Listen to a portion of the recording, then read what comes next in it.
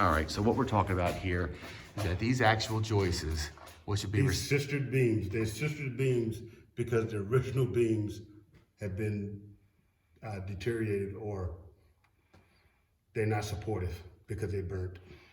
and if we scrape away the paint from these black beams right You can start here, scraping away, yeah. we're scraping away the joist. Yeah, you see, I can, listen, you're not supposed to push a piece of wood like this and it crumbles.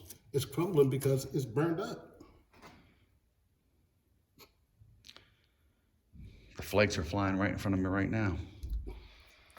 So this beam right here, Yeah, may as well, it's all charred. and I'm touching it right now and I can tell it's charred. So this beam right along right now should just be removed Well, because it doesn't serve any purpose. all right, so the issue is, it might not, what they did was they sistered this beam together. What they did was they added another beam to it so they wouldn't have to take it off, because you take it off, Right. you had all this right here. They sistered this beam together with this one and brought it over here to this support beam across the top to hopefully still secure this. But in actuality, if it was a real fire damage, those beams should have been removed completely. Okay. Because you're sistering this board to this one, hoping that this one also adds support. Because here, the way the original construction is done, this beam right here comes across that one beam. Because this is your...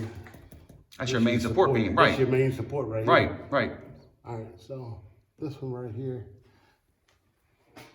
Well, I can tell you the reason they did it that way is they would have taken all those beams off. You have to have something up there Right.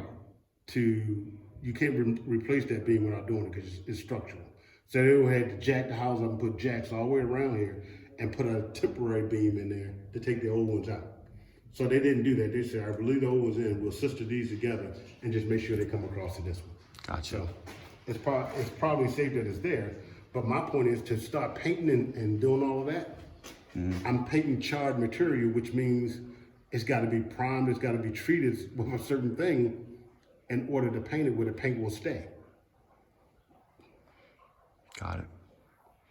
Primed and treated first before you can begin to paint it. Yes. Okay. Okay. Then it is what it is.